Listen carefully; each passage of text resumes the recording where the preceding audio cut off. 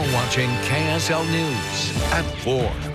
Welcome back. A major milestone today in the development of the site of the old state prison. State leaders broke ground on what will be the first phase of construction at the Point of the Mountain. News specialist Daniel Woodruff joining us now live in Draper with all the details. Hey, Daniel. Hey, Ashley and Mike, construction now officially underway on this 600-acre site of property behind me where the old prison used to sit.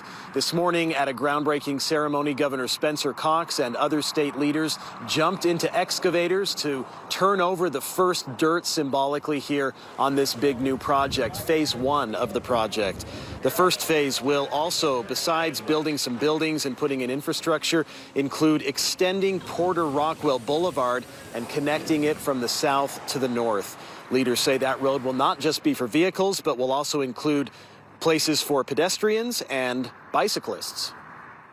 Having Porter Rockwell Boulevard help connect the southwest part of the valley, that's one of the biggest transportation congestion areas in our state. So having this roadway come through here will be huge. Leaders say that new section of Porter Rockwell will probably open in about 2 years. Some buildings are also set to start going up in the next year. Phase 1 of the point will feature shopping, entertainment, a main street, and some high-density housing.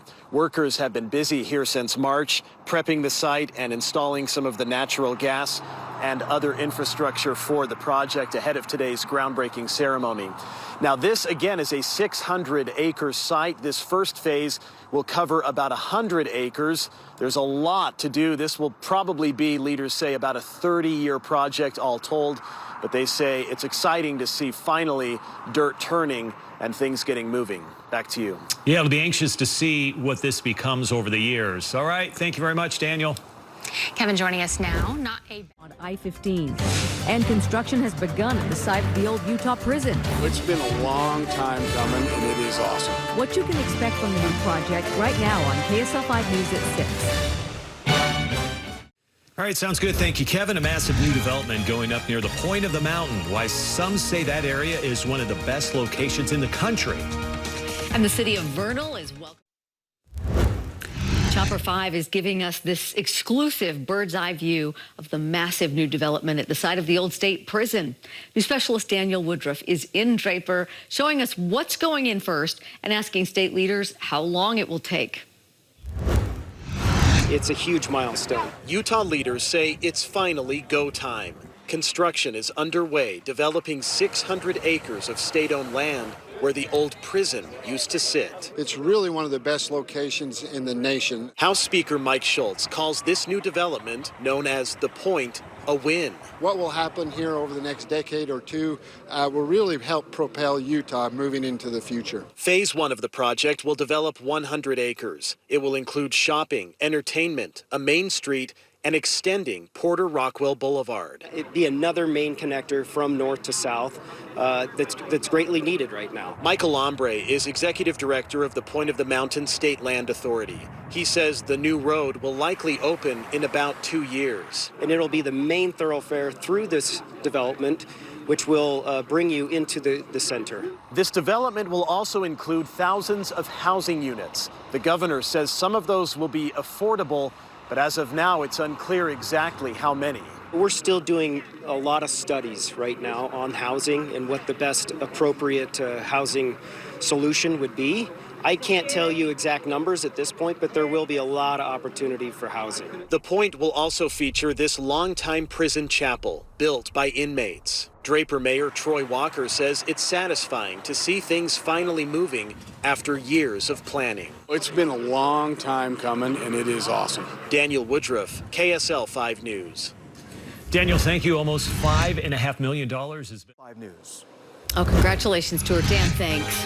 A landline's in rural Utah. It's the man's only way to stay connected. And when it went out, the company refused to do anything about it. So he decided to get Gephardt. What Matt was able to do. But first, we're going to go back live, get it up to drinkable standards. A Huntsville man says he's been without another utility for weeks, his landline phone service. And when he couldn't get the phone company to fix it, he decided to get Gephardt. Matt? Dee, this is one of several tips that we received from frustrated Utahns saying that the phone company has dragged its feet on fixing their landlines. This comes as many carriers nationally are pushing to do away with landlines altogether. So we wondered, is that what's behind the repair delays here? I have been having trouble with CenturyLink telephone. James Quast's landline is kaput. Our telephone has been out for going on to 2 weeks now. You might be thinking, landline, what's the big deal?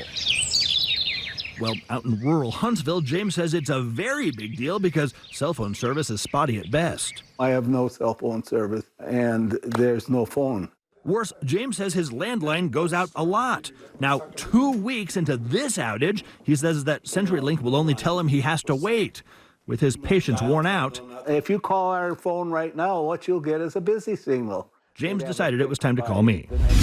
James' trouble comes as carriers all across the country are moving to eliminate landlines. It is a move that in many cases goes against what's called carrier of last resort. Lift the telephone receiver and the world is at your fingertips. It's a nearly century-old doctrine that requires phone companies to provide basic service to any potential customer in their service area. Some carriers are now petitioning states to cancel their carrier of last resort obligation, saying that it's just too costly to maintain that aging landline infrastructure, and they point to modern options like fiber and wireless broadband networks.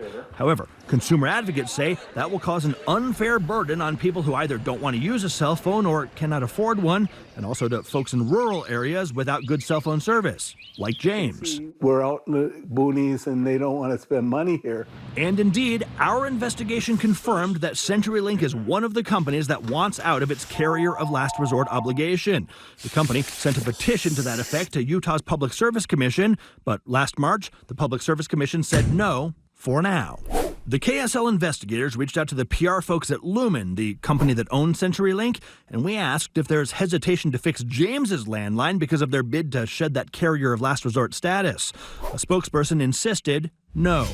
The outage was due to a cable cut in the area, he said in an email, and that they worked to speed up the repair process and restore services.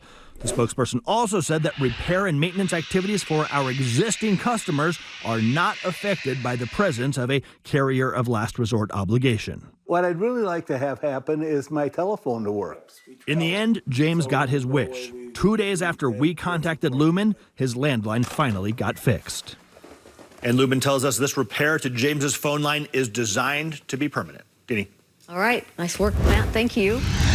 All right, Kevin.